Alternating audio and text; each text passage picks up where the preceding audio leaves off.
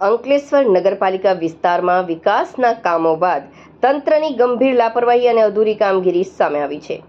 ચૌટા નાકાથી હસ્તી તળાવ તરફ પસાર થતા મુખ્ય માર્ગ પર તાજેતરમાં જ ખોદકામ કરવામાં આવ્યું હતું। આ કામગીરી પૂર્ણ થયા બાદ રોડનું યોગ્ય પુરાણ અને પાક્કું કામ કર્યા વિના જ તંત્ર દ્વારા બેરિકેડ હટાવી લેવાતા આજે વાહન ચાલકો ભારે મુશ્કેલીમાં મુકાયા હતા। સ્થાનિક સૂત્રો પાસેથી મળતી માહિતી મુજબ આ માર્ગ પર ખોદકામ પૂર્ણ થયા બાદ હાલ માત્ર કાચું પુરાણ કરવામાં આવ્યું છે।